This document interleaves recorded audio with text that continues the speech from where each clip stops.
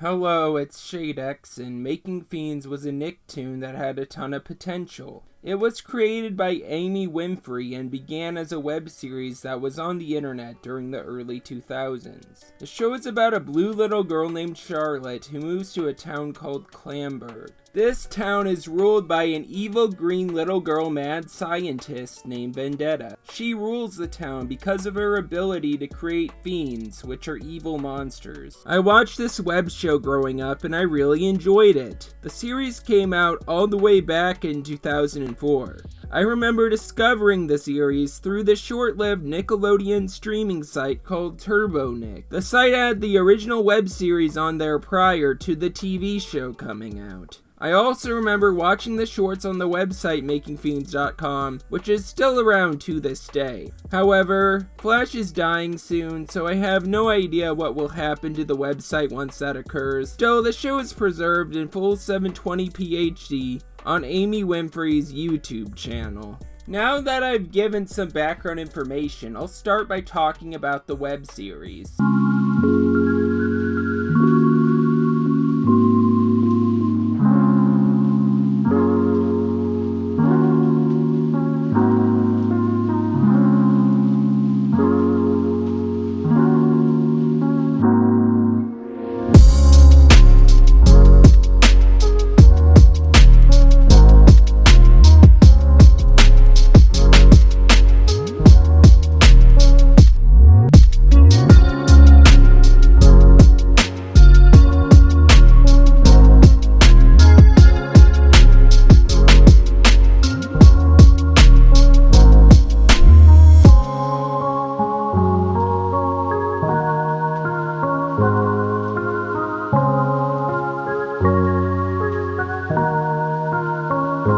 Series is very charming. It has a bit of dark humor in it, especially since Making Fiends focuses on an evil little girl who has taken over a small city with her monsters. However, Charlotte, the blue optimistic little girl, brightens up the series a lot. I love how she is oblivious to all the chaos going on, and I really like the song she sings. Monkeys live up in trees, monkeys have furry knees. Hey, why isn't anybody else playing? There's all this fun stuff to do and you're just standing around.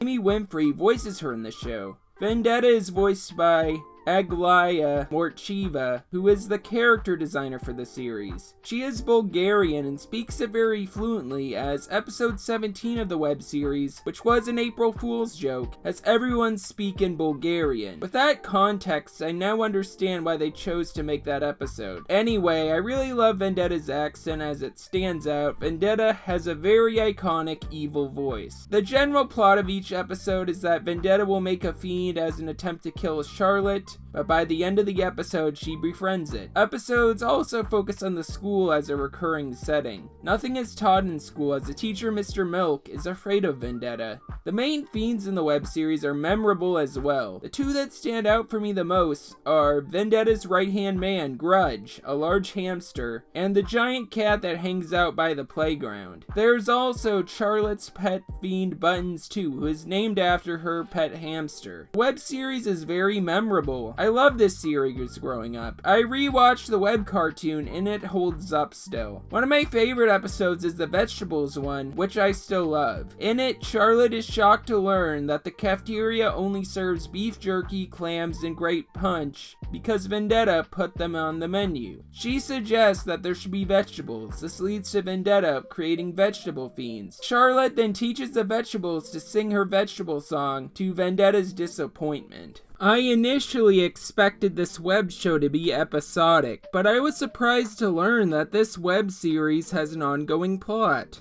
The first few episodes are somewhat standalone, but soon the web series got its own story arcs. The first two-parter was started with episode 10 of season 1, where the cat eats Charlotte at the end of the episode, which leads to them being trapped in his stomach in the season 2 opener. The second episode was funny. I especially loved how it was revealed in the end that the cat had an escape door on his stomach. However, the show really took an ongoing plot really seriously in episodes 18 through 20, which focuses on Vendetta and her hamster Grudge having a falling out. She creates another fiend named Robella. The two trick Charlotte into thinking 2 cinder blocks are shoes, and Vendetta pushes her off the dock. Then episode 18 ends. This is a very dark ending. Soon, however, Charlotte comes back. Vendetta soon abandons Robella and Grudge. She attempts to turn Buttons, Charlotte's hamster, into a fiend. However, Vendetta goes to school and is shocked that Charlotte used the fiend dip to paint a statue of her. Soon everything the paintbrush touches becomes a fiend, and it seems Vendetta and Grudge will die. However, Charlotte reveals that she found a boat. This sets the stage for a new story arc, a boat arc. This could have been the perfect setup for a 3rd season. However, the reason why it didn't continue was because Making Fiends got acquired by Nick to be a TV series after the web shorts got good viewership on Turbo Nick. The show was allowed to keep the same premise, and Nick seemed very supportive, only giving Amy 2 rules. Don't mention Hitler and don't hit people on the head. However, Amy Winfrey argued for them to keep the hitting people on the head part in. Still, she compromised by avoiding mature jokes. With little restrictions, everything seemed to be going great. I really thought the show had a promising future. In fact, I was hyped when Nick picked the show up. I remember Making Fiends even had a page on the Nickelodeon site back in the day. I also found this promo for the show on YouTube that aired on Nick way back sometime before the show premiered in 2008. It was a simpler time back then. I really was hoping Nick would promote Making Fiends, as it had the potential to be a flagship show.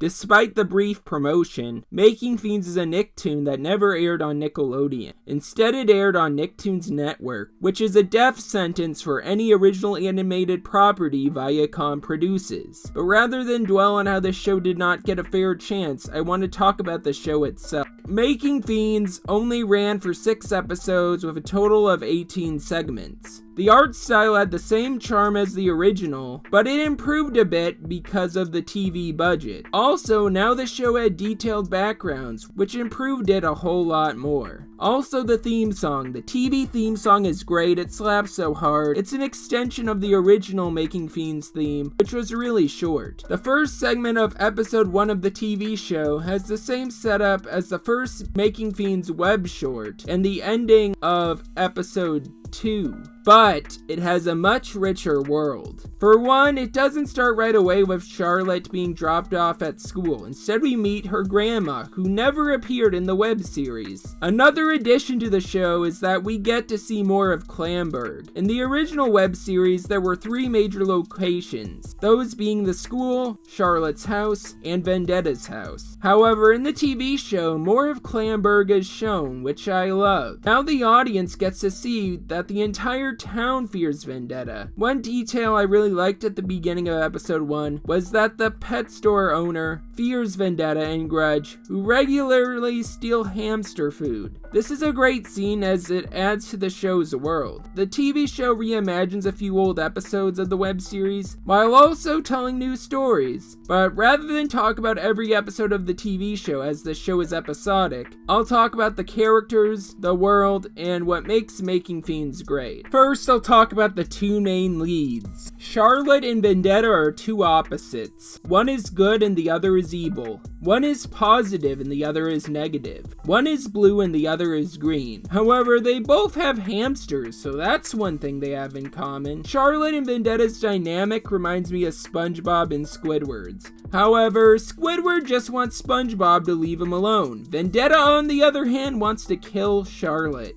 We can pretend to be barristers. No! Why don't you pretend to be dead?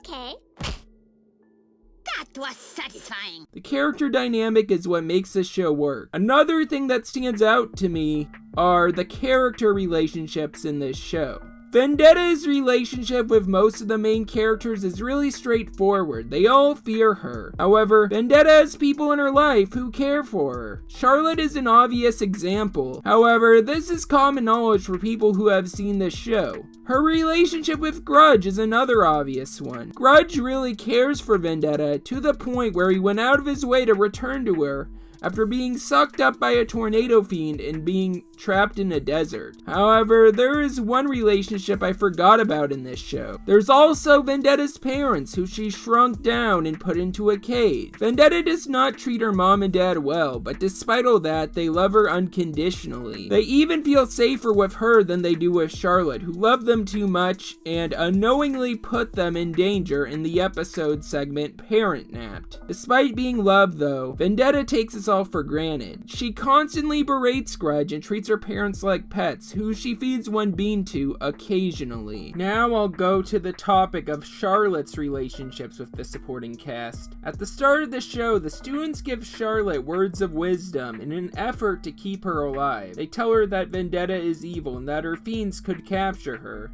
Despite all this, Charlotte doesn't take the threat of Vendetta and her fiends seriously. Besides Vendetta, Marion finds Charlotte annoying. She initially fears the green female mad scientist. She doesn't want Charlotte around because she is afraid she will reveal her plan to dig a hole to Canada in order to hide from her. But she soon grows a fondness for Vendetta at the end of the episode segment New Best Friend. When she's forced to live with Charlotte, she feels miserable. Another character that Charlotte interacts with is Marvin. In the episode Marvin the Middle Manager, she assists him in managing Vendetta's duties she assigned him. One of these duties includes killing Charlotte, which Marvin is hesitant to do, but surprisingly, she is okay with it. Number 27. Destroy Charlotte. That sounds easy enough. Maybe I could be attacked by Wolverines. Finally, on the topic of family relationships, Charlotte and her grandma have a great one. They clearly care about each other. Now I'll cover one of the most interesting characters of the show, that being Mr. Milk, the teacher of Charlotte and Vendetta. He is mistreated by the evil green little girl, but the kind blue girl treats him with kindness. Charlotte gives him an apple. Vendetta gets angry and gives him a talking toupee. What I like about this episode segment is that it builds on his character. In the web series, Mr. Milk did have a moment to shine in the episode Wonderful Wintry Day, where he celebrated Vendetta's absence. However, Toupee adds more to his character. Mr. Milk has big dreams, to date Miss Minty and become a Swiss banker. He even sings a song about it. This show has great musical numbers, by the way. To accomplish this goal, the Toupee says he must kill Charlotte. He gets tempted when he sees her in near-death situations. However, he decides to throw the Toupee off a high platform. He really cares about Charlotte and appreciates the apple she gave him. Out of all the characters, Mr. Milk is one of the most interesting in my opinion. I really wish he got more time to shine in this show's one and only season, as he only had one episode focused on him. The world of Making Fiends is great. Plamberg was once a fun tourist attraction, but Vendetta took it over. There are several fake commercials that explain this. This starts with a travel commercial and continues with a pet supplies store ad. It gets revealed in the fake pet store ad that the citizens have adopted fiends of their own. Sadly, however, these fiends are dangerous and eat their owners. Now we'll talk about what makes Making Fiends work. It has a great mixture of dark humor and wholesomeness. While Vendetta contributes dark humor to the show, Charlotte is the character who brightens up the show. This is shown through her many musical numbers. If I were to describe Making Fiends to people who haven't seen the show, it's a more lighthearted Invader Zim. Like, it's dark, it has dark humor, but it has a character that brightens up the show a lot more, so it's not all doom and gloom. Anyway, now that I've covered why this show is great, I will now cover its quick demise. Nick clearly made a big mistake by canceling this show. The vegetables were so cute that I couldn't eat them, so I taught them a song. What? Ready, everyone? That the show was over. No, I didn't realize that the show was over. I didn't realize that the show was over. No, I didn't realize that the show was over.